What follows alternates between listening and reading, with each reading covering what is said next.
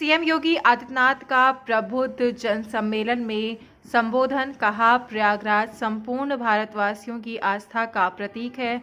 कुंभ की बात आती है तो हमारा ध्यान प्रयागराज की ओर जाता है। 2018 में अक्टूबर में प्रयागराज का पुराना नाम लौटाने का गौरव प्राप्त हुआ है। विधानसभा चुनाव में आपके आशीर्वाद से डबल इंजन की सरकार काम कर रही है। उसी वजह से 1295 करोड़ की योजनाओं को लेकर सरकार आपके बीच आई है। दुनिया का पहला गुरुकुल महर्षि भारद्वाज का प्रयागराज में स्थित है। पीएम मोदी ने आज़ादी के अमृत महोत्सव में पंच प्रण की बात कही है। उसी के तहत विरासत का सम्मान हो रहा है। अयोध्या में भव्य राम मंदिर निर्माण, काशी कॉरिडोर, विंध्य कॉरिडोर का निर्माण हो रहा है। 2025 में कुंभ की परंपरा को लेकर बेहतरीन परिकल्पना सरकार तैयार कर रही है। सरकार 2025 के कुंभ को लोगों की भावनाओं के तहत आयोजित करेगी। सरकार कुंभ के आयोजन में प्रबुद्ध जनों के सुझाव का स्वागत करेगी। युवाओं के स्वावलंबन के लिए सरकार काम कर रही है। सीएम योगी आदित्यनाथ ने एक बार फिर मंच से माफियाओं पर बोला हमला। कहा, जो माफिया विकास में बाधक बनते थे, सरकार उनके खिलाफ कार्रवाई कर रही है। माफियाओं से खाली कराई गई जमीन पर गरीबों के आवास बनाने का काम कर रही है। गरीबों की जमीन पर अगर माफियाओं ने कब्जा किया है तो सरकार न केवल उसे खाली कराएगी बल्कि उस पर गरीबों, वकीलों, शिक्षकों, डॉक्टरों के लिए आवास बनाएगी। सीएम योगी ने कहा, युवाओं के लिए हर जिले में अभ्युदय कोचिंग की सरकार व्यवस्था कर रही है। सीएम ने शिक्षा माफियाओं को मंच से चुनौती दी। कहा, युवाओं के भविष्य से खिलवाड़ करने की कोशिश करेगा तो उसे अंजाम भुगतना होगा। सीएम योगी ने निकाय चुनाव में प्रबुद्ध जनों से बीजेपी को जिताने की अपील की।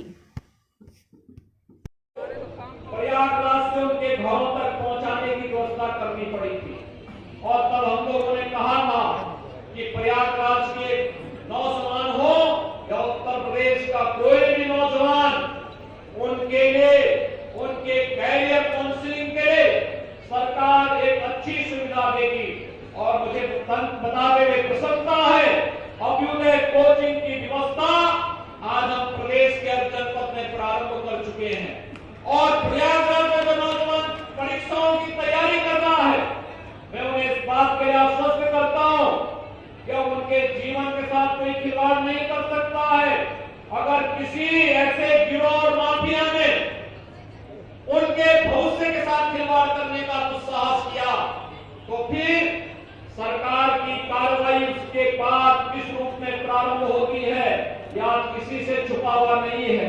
इसलिए भाइयों बहनों, आप सब डबल इंजन सरकार के अभियान के साथ जुड़कर के कार्य कर सके के लोकार्पण के साथ ही पेयजल की स्कीम के भी लोकार्पण और शिलान्यास के कार्यक्रम को भी आप यहां पर एक साथ 595 करोड़ रुपए की लागत की परियोजनाओं को आज हम सब यहां पर शिलान्यास और लोकार्पण के साथ जोड़ रहे हैं। भाइयों बहनों, स्मार्ट सिटी मिशन के अंतर्गत 2019 में बना प्रयागराज का ICCC integrated command and control centre Prayagraj Kumbh को सुरक्षित और सुव्यवस्थित करने के लिए आज मैं दोनों डिप्टी सीएम नंदी जी, हमारे सभी माननीय सांसद, विधायकगण और प्रदेश सरकार के मुख्य सचिव, डीजीपी समेत सभी अधिकारीगण प्रयागराज पहुंचे हैं, जिससे 2025 की एक बेहतरीन परिकल्पना को साकार करने के लिए और प्रधानमंत्री मोदी जी की संकल्पों के अनुरूप 2025 के महाकुंभ के आयोजन को हम लोग प्रयागराज की भावनाओं के अनुरूप यहां पर लागू कर सके, उसका क्रियान्वयन कर सके। आज भाइयों बहनों, ये हमारा सौभाग्य है कि आदरणीय प्रधानमंत्री मोदी जी के नेतृत्व में, उनके मार्गदर्शन में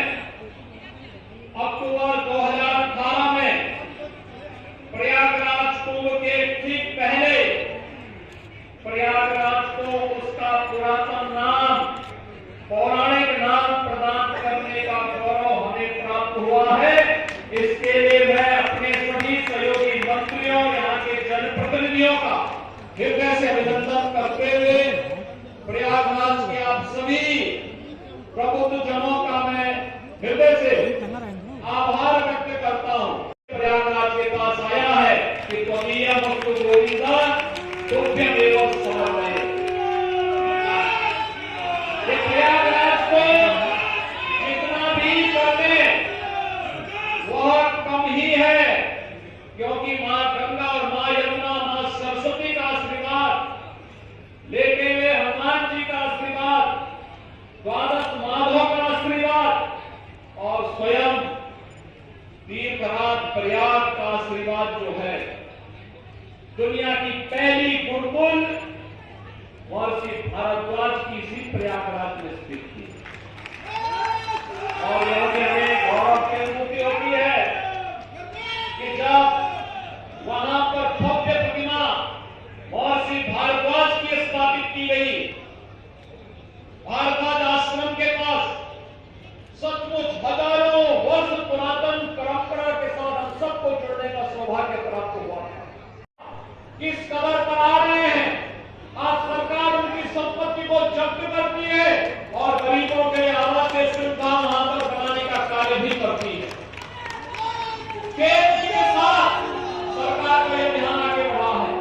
हमने तय किया है कि कोई भी माफिया अगर कहीं पे उसने किसी गरीब की, किसी व्यापारी की, किसी आम नागरिक की संपत्ति पर, सार्वजनिक संपत्ति पर कब्जा किया है, तो संपत्ति को न केवल खाली कराएंगे, बल्कि उस माफिया की अर्जित की गई संपत्ति को जब्त करके वहां पर गरीबों के लिए, अधिवक्ताओं के लिए, शिक्षकों के लिए, चिकित्सकों के लिए आवश्यक सुविधा का निर्माण भी करेंगे और महिला संरक्षण गृह का निर्माण करके उस संपत्ति को फिर से सरकार अधिग्रहण करने का कार्य भी करेगी। और उसी का एक उदाहरण प्रयागराज में प्रस्तुत किया है। आने वाले समय में सरकार का एक कार्यक्रम भी चलेगा, मिशन रोजगार के अंतर्गत प्रयागराज में लाखों नौजवान अपने कैरियर को संवारने के इस पवित्र कार्यक्रम के साथ जुड़े रहते हैं। अभ्युदय योजना सरकार की उसी परिकल्पना को साकार करने के लिए आपके लिए तैयार की गई है। मुझे याद है जब लॉकडाउन लगा था, कोरोना काल